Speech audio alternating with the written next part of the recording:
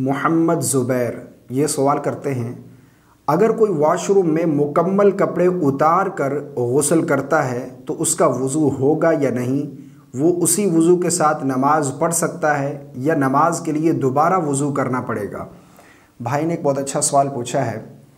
ان کا سوال ہے کہ اگر کوئی شخص برہنہ ہو کر غسل کرتا ہے، نہاتا ہے، تو اس کا وضو ہوگا یا نہیں؟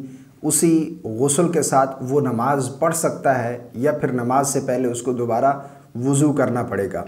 دیکھیں، وضو والے جتنے بھی اعضاء ہیں، یعنی وضو میں 4 فرائض ہیں۔ نمبر 1 پر چہرہ دھونا، نمبر 2 پر دونوں بازوں کوہنیوں سمیت دھونا، نمبر 3 پر سر کا مسح کرنا، چوتھائی سر کا، اور نمبر 4 پر دونوں پاؤں ٹخنوں سمیت دھونا۔ یہ وضو کے 4 فرائض ہیں۔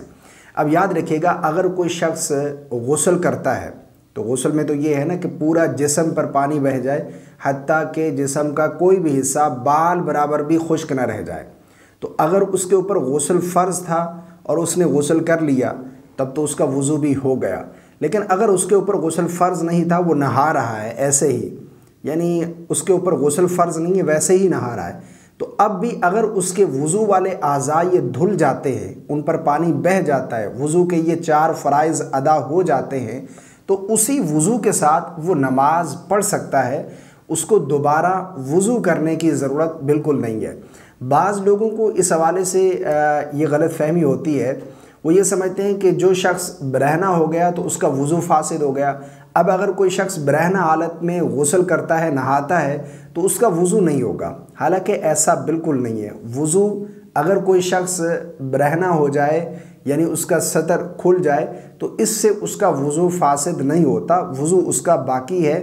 ہاں، سطر کا دوسروں کے سامنے چھپانا یہ فرض ہے، ٹھیک ہے، لیکن اس سے وضو فاسد نہیں ہوتا۔ اب اگر کوئی شخص برہنہ ہو کر غسل کرتا ہے، نہاتا ہے، تو اس کا وضو جو ہے وہ باقی ہے۔ ہاں، اگر اس کے علاوہ کوئی اور ایسی چیز پیش آئی جس سے وضو فاسد ہو جاتا ہے، تب تو اس کو وضو دوبارہ کرنا پڑے گا۔ البتہ غسل کرنے کے بعد اگر کوئی ایسا معاملہ پیش نہیں آیا جس سے وضو فاسد ہوتا ہے، تو اسی غسل والے وضو کے ساتھ وہ نماز پڑھ سکتا ہے، اس کو دوبارہ وضو بنانے کی ضرورت بالکل نہیں ہے۔ مجھے امید ہے آپ کو میری بات سمجھ آ گئی ہوگی۔ اللہ تعالی ہم سب کو سمجھ کی توفیق عطا فرمائے۔